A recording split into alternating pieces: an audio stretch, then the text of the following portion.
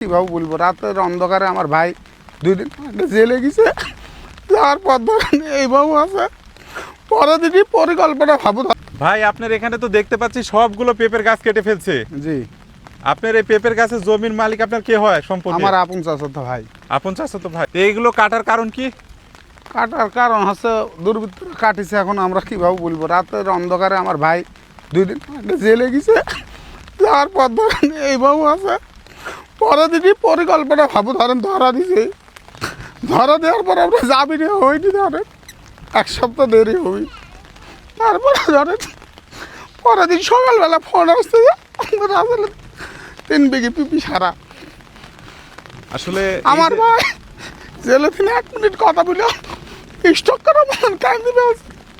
মানুষের একটা ইয়া হলে, গন্ডল হলে মাথার উপর বাড়ি মার সমস্যা নাই, কিন্তু এই ফসলগুলো কি হচ্ছে বলেন?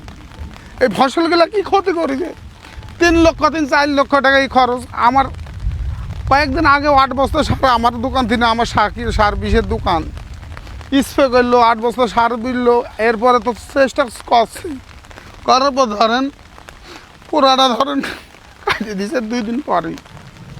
আমার জামিনটা ধরতে একটু ইয়া হয়েছে, দেখা যাচ্ছে রাজনীতিক যারা এই ক্ষতিটা করেছে তারা আসলে আমি কে? তার কঠোর শাস্তি চাই।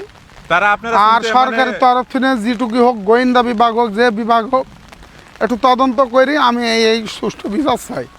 এখানে কতগুলো পিঁপের গাছ ছিল? এখানে 12 থেকে 1300-1400 গাছ আছে, 2 ভুঁই মিলে।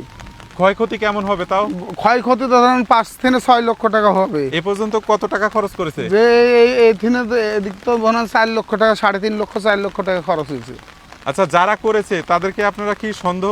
প্রমাণ নাই তো কোনো কিছু। প্রমাণ কিন্তু তারা তো রাতের কারা অন্ধকারে করেছে একদম এটা তো- মনে হয় যে কিছু বলিছে, কিন্তু মনে হয় আমার তো ধরেন দেখা নাই, প্রমাণ নাই। কেস করতে গেলে ধরেন প্রমাণ লাগবে। হ্যাঁ হ্যাঁ। এখন মনে হয় যে আমরা চাচ্ছি যে গোয়েন্দা বিভাগ থেকে কিছু দিই, এদিক ওদিক ঘোরাঘুরি করি, সুষ্ঠু তদন্ত করি। আমার এই ক্ষতি যে করেছে তার সাজা চাই আমরা। আসলে মানুষের সাথে তো মানুষের শত্রুতা থাকতে পারে, জি, জি। কিন্তু কি এইভাবে তো ফসলের না, ক্ষতি করা এই ঠিক না। ফসল তো মনে হয় যে আমার এই এলাকাটা অত্র অঞ্চলটা চলে আছে ফসলের পুর। আর ফসলটা করেছি সবাই চলবো। এখন যদি এই ফসলের পুর যদি এরকম যদি কাম করে, তাহলে ধরেন মনে হয় যে কি করবো, রাতের অন্ধকারে এগুলা কাম করেছে। আচ্ছা, দেখেন আসলে- হাসি দিয়ে কাটিছে মনে হচ্ছে, আবার মনে হচ্ছে করদ দিয়েও কাটিছে। আর মানে একবারে শেষ এই করে দিছে। পিপি গুলা ধরেন, এই দেখেন এই পিপি গুলা হয়েছে, এরপরে আরো কিছু বড় পিপি হয়েছিল। হ্যাঁ, এর বড় পিপি হয়েছিল, ধরেন এই পিপি গুলা আবার পরে 11 মণ ভাঙ্গা হয়েছে। আমরা ঈদের আগে 2 চালান ভাঙবো এই টার্গেটে রাখিছে। আমার ভাই জেলে গেছে, ঠিক আছে, 5-7 দিন জেলে পর যাওয়ার পরে এইভাবে সব কেটে জি জি দিচ্ছে। জি জি এরা তো একবারে সবাই হ্যাঁ, জি। পরিকল্পিত ভাবে জি, জি। মাস্টার প্ল্যানে এই কাজ জি হ্যাঁ। করছে। রাত্রে গতকাল সকালবেলা আমার কাছে ফোন দিছে যে ভরাটের গাড়িওয়ালা বলছে যে ভাই কি হয়েছে, আপনার পিপি গাছ তো, আপনার রাসেল ভাইয়ের পিপি গাছ শেষ।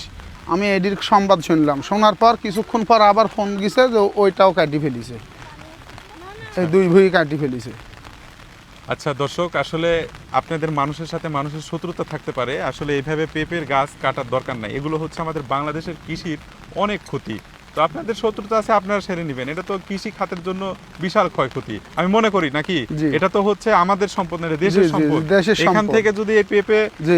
বাংলাদেশে তো সবজি চাহিদা পূরণ করতে জি পারতেন। জি জি তো যারা এই কাজ করছেন অবশ্যই এগুলো কাজ করবেন না, আর অবশ্যই সবাই শেয়ার করে দিবেন।